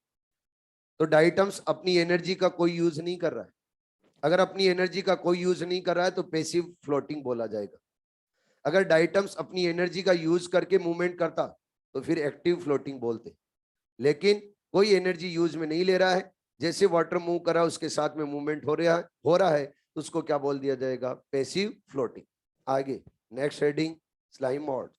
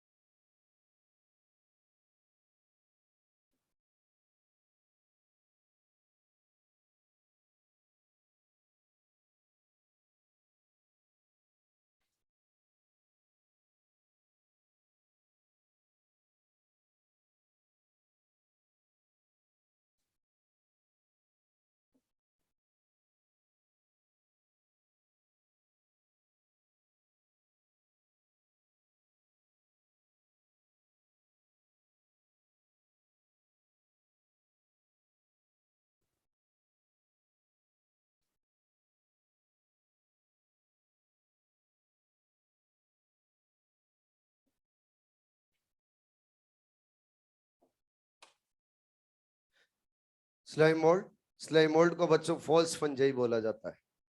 फॉल्स फंजाई क्यों बोला जाता है? स्लाइम मोल्ड्स को हम देखते हैं तो ये हेट्रोट्रॉप होते हैं, और हेट्रोट्रॉप में ये बच्चों डीकंपोजर होता है। कभी कभी ये डीकंपोजर की तरह बिहेव करता है, कभी कंज्यूमर की तरह बिहेव करता है, लेकिन मोस्टली ये किसकी तरह बिहेव करता है? डीकंपोजर।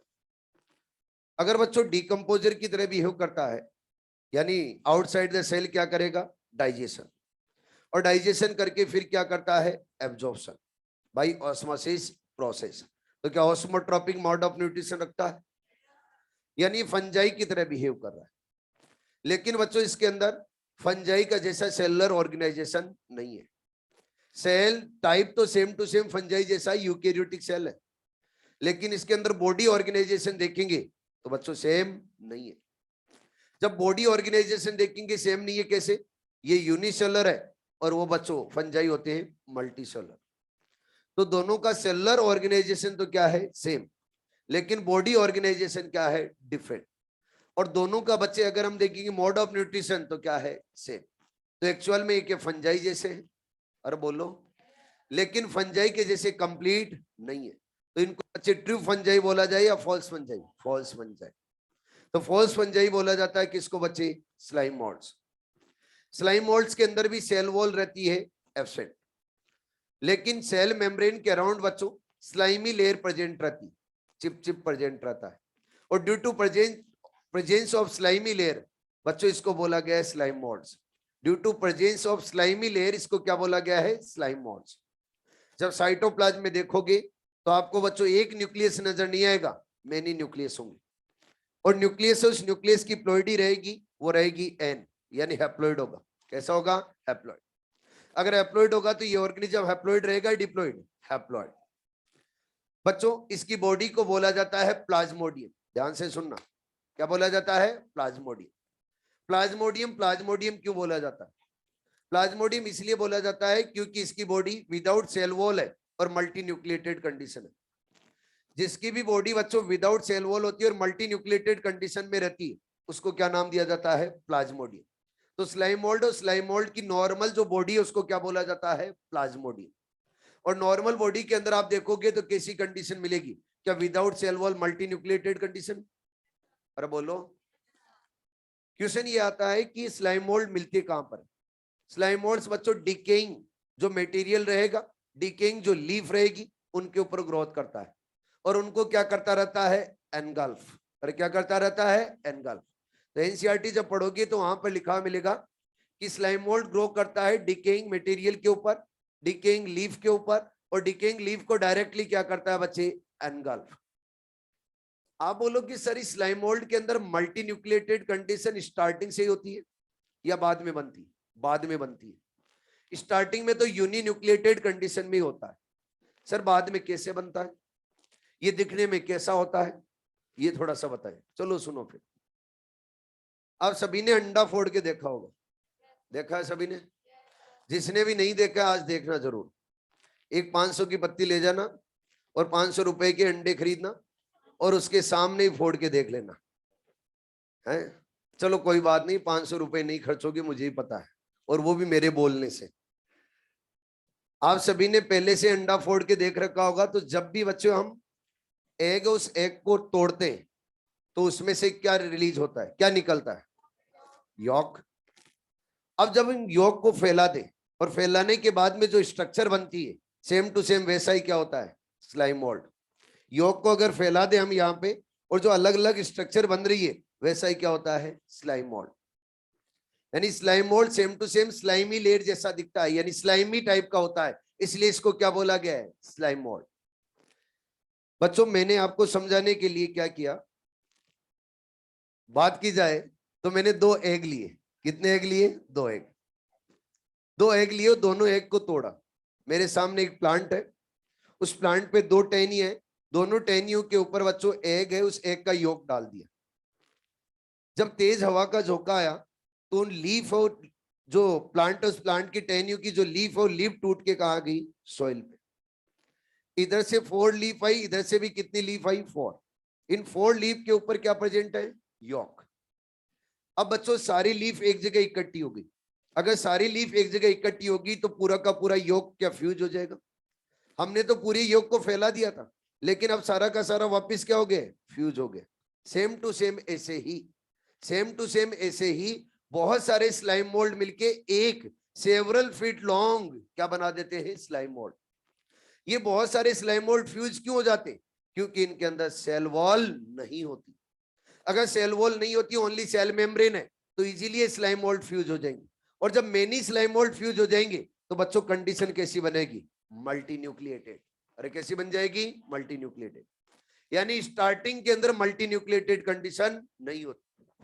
जब ये many several slime moulds fuse होंगे तो सेवरल स्लाइम मोल्ड्स के फ्यूज होने से सेवरल फीट लॉन्ग क्या बन जाता है? Slime mould. और उसके अंदर कैसी कंडीशन बनती है? Multi nucleated. हेलो। जब बच्चों बात की जाए कि फेवरेबल कंडीशन के अंदर किस फॉर्म में रहेगा? प्लाज्मोडियम बनाएगा।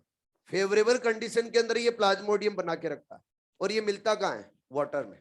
कहाँ मिलता है? वाटर की सरफेस पे। वाटर की सरफेस में मिलता है और ये सेवरल फीट लॉन्ग है। तो प्लाज्मोडियम तो किस कंडीशन में मिल रहा है बच्चे? फेवरेबल। अगर अनफेवरेबल कंडीशन है तो किस फॉर्म में मिलेगा? जब भी बच्चे इसके अंदर अनफेवरेबल कंडीशन आती है तो अनफेवरेबल कंडीशन आते ही ये स्पोर का फॉर्मेशन करता है। क्या करता है? Spore formation. तो अनफेवरेबल कंडीशन के अंदर स्पोर फॉर्म करता है। और स्पोर फॉर्मेशन कैसे होता है इसको डिटेल में समझते हैं। स्पोर फॉर्मेशन होता है तो कैसे, सुनो। क्या आप लोग प्रिंसिपल के ऑफिस में गए हो? सभी गए। अच्छे बच्चे जाते हैं प्रिंसिपल के ऑफिस में, और जो बहुत अच्छे होते हैं वो तो 2-4 दिन से जाते ही रहते हैं, क्योंकि ज्यादा रिस्पेक्ट करते हैं ना प्रिंसिपल सर। जब भी आप प्रिंसिपल सर के ऑफिस में गए होंगे, स्कूल की बात कर रहा हूं मैं, जब भी आप प्रिंसिपल ऑफिस में गए होंगे तो वहां पे एक ब्लू कलर की बोतल देखी होगी आप? नहीं देखी? मतलब अंधे हो आप। मैंने तो देखी, हर प्रिंसिपल के ऑफिस में एक ब्लू कलर की बोतल होती है, गम की बोतल होती है। नहीं होती है? मैं भी बच्चों एक बार प्रिंसिपल सर के ऑफिस में गया, यहां नहीं मेरी स्कूल में, और फिर मेरे सामने गम की बोतल पड़ी थी, तो मैंने उस गम की बोतल को उठाया और प्रिंसिपल सर की जो टेबल थी उसके ऊपर ही उसको उड़ेल दिया। और फिर मैंने जो गम था उस गम के ऊपर ऐसे हाथ लगाया और हाथ लगा के ऊपर खींचा। जब मैं बच्चों हाथ रख के गम के ऊपर खींचता हूं तो क्या स्ट्रक्चर बनती है? स्ट्रक्चर बनती है, कैसी बनेगी? कैसी स्ट्रक्चर बनेगी? क्या बच्चे ये ग्रोथ हो रही है? ग्रोथ क्या एक्सटेंडेड ग्रोथ हो रही है? जैसे अगर मैं गम के ऊपर हाथ लगाने के बाद में ऊपर खींचता हूं, वैसे ही same to same unfavourable condition के अंदर स्लाइम मोल्ड भी एक्सटेंडेड ग्रोथ करता है।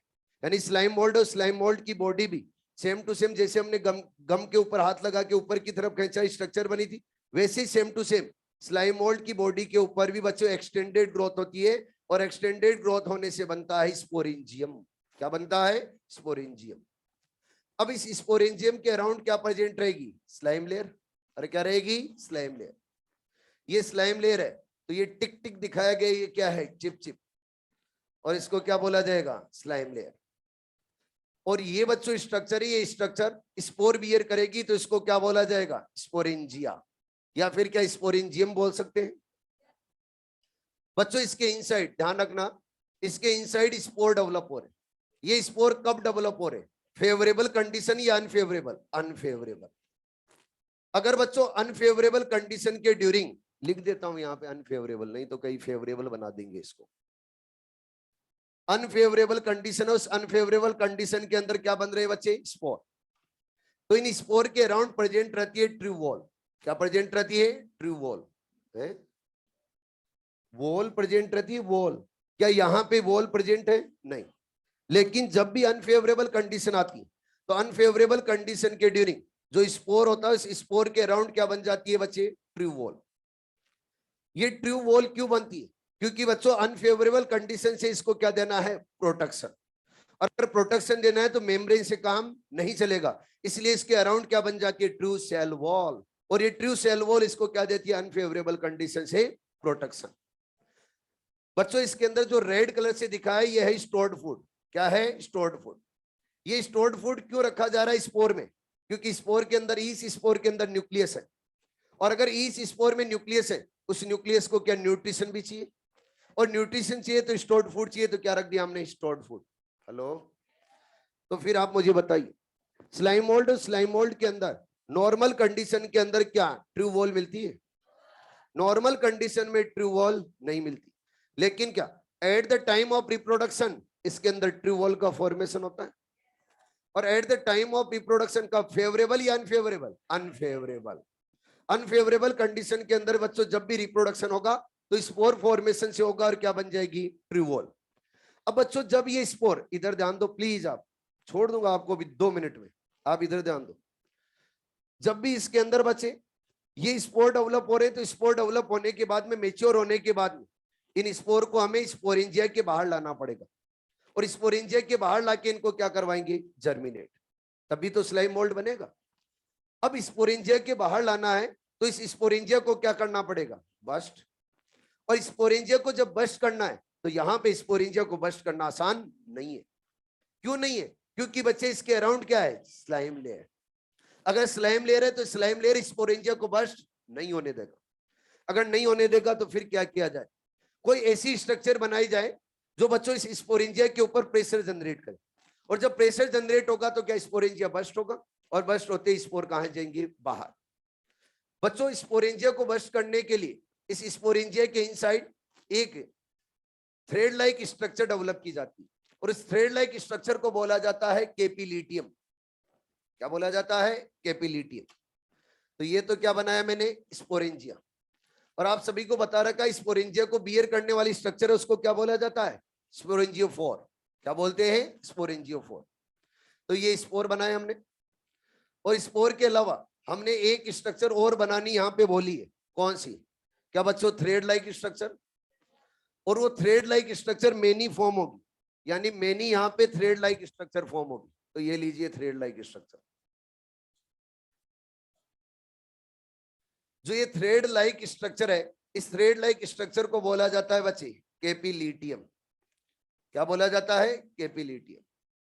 और केपिलिटियम ये थ्रेड लाइक स्ट्रक्चर क्या करेगी? क्या बच्चों स्पोरेंजिया स्पोरेंजिया के ऊपर प्रेशर जनरेट करेगी? अरे बोलो।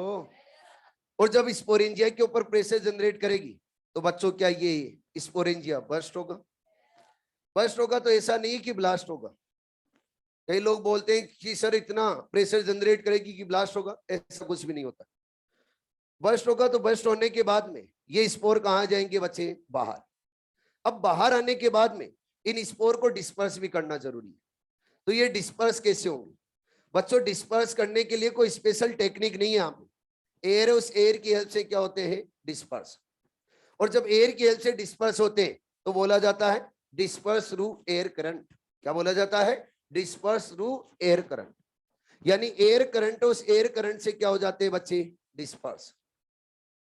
तो याद रखना है किससे डिस्पर्स होते हैं बच्चे? एयर करंट से। बस ये ध्यान रखना आप लोगों को कि जब भी नॉर्मल कंडीशन में रहेगा स्लाइम मोल्ड तो उसके अंदर सेल वॉल नहीं होती। तो कई बार ये पूछा जाता है क्या प्लाज्मोडियम के अंदर सेल वॉल होती है? नहीं। फिर ये बोला जाएगा कि स्पोर फॉर्म होते हैं ड्यूरिंग रिप्रोडक्शन स्लाइम मोल्ड में, तब क्या उसके अंदर वॉल देखने को मिलेगी? यस। जब स्पोर फॉर्म होंगे तब इसके अंदर वॉल देखने को मिलेगी। जब एनसीईआरटी पढ़ोगे तो एनसीईआरटी के अंदर स्पोर फॉर्मेशन नहीं लिखा मिलेगा, वहां पे नाम लिखे मिलेगा फ्रूटिंग बॉडी। क्या नाम लिखा मिलेगा? Fruiting body. फ्रूटिंग बॉडी किसको बोल रहा है? वो स्पोर को। तो वहां पर स्पोर के पास में जो फ्रूटिंग बॉडी लिख रखा है उसके पास में क्या लिख लेना? स्पोर। अरे ठीक है, लो एनसीईआरटी तो पढ़ के सुना देता हूं। Thank you.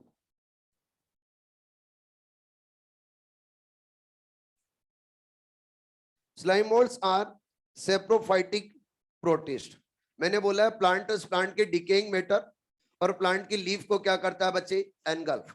अगर प्लांट के ही डेड ऑर्गेनिक मैटर से क्या ले रहा है? न्यूट्रिशन। तो क्या बोला जाए? क्या सेप्रोफाइटिक बोला जाए? अरे बोलो। The body moves along decaying twigs and leaves engulfing organic material under suitable condition। किसकी बात कर रहा है? Under suitable condition they form an aggregate called plasmodium। जो एग्रीगेट होता है बहुत सारे प्लाज्मोडियम, तो उसे बहुत सारी जो स्लाइम मोल्ड जब एग्रीगेट होते हैं एक जगह ग्रुप बनाते हैं तो उस बॉडी को क्या बोला जाता है? प्लाज्मोडियम। विच में grow and spread over several feet. ये क्या हो सकता है? सेवरल फीट लॉन्ग हो सकता है। During unfavourable condition the Plasmodium differentiated and form fruiting bodies. Fruiting body क्या है बच्चे? Spore. Fruiting bodies bearing spore eight there tip. Tip के ऊपर क्या रखेंगे बच्चे? स्पोर। फिर क्या बोल रहा है? The spore possesses true wall. Spore क्या रखेंगे? True wall. They are extremely resistant. ये क्या होते हैं? Extremely resistant and survive for many years. ये मेनी ईयर्स तक सर्वाइव कर सकते। ये स्पोर है। स्पोर अगर स्पोरेंजिया से बाहर आ गए और बाहर आने के बाद में अगर अनफेवरेबल कंडीशन रही तो अनफेवरेबल कंडीशन में ये बच्चों जर्मिनेट नहीं होते, जैसे वैसे के वैसे ही पड़े रहेंगे। और जिस दिन फेवरेबल कंडीशन आएगी उस दिन क्या होंगे? जर्मिनेट। तो हो सकता है मेनी ईयर्स तक फेवरेबल कंडीशन आए नहीं, अनफेवरेबल कंडीशन है, तो जैसे वैसे के वैसे ही पड़े रहेंगे। जिस दिन भी फेवरेबल कंडीशन आएगी उस दिन बच्चों जर्मिनेट होकर क्या बना देंगे? Slime mould. The spore are dispersed by air currents. बोलो, समझ में आया नहीं है? अरे बोलो। मिलते हैं इवनिंग में, कल नहीं, इवनिंग में। थैंक यू बेटा। बोलो।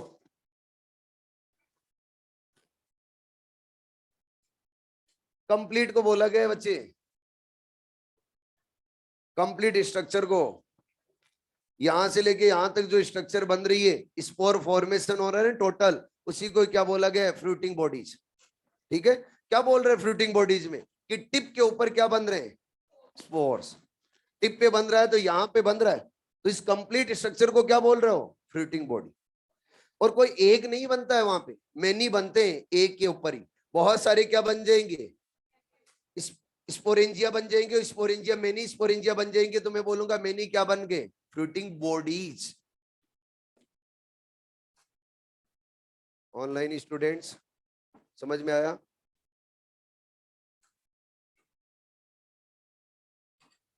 फेवरेबल कंडीशन में नॉर्मल करेगा बच्चे, फेवरेबल कंडीशन में नॉर्मल करेगा रिप्रोडक्शन, अनफेवरेबल में भी करता है, फेवरेबल में भी करता है, और फेवरेबल में करेगा तो बाइनरी फ्यूजन से कर लेगा।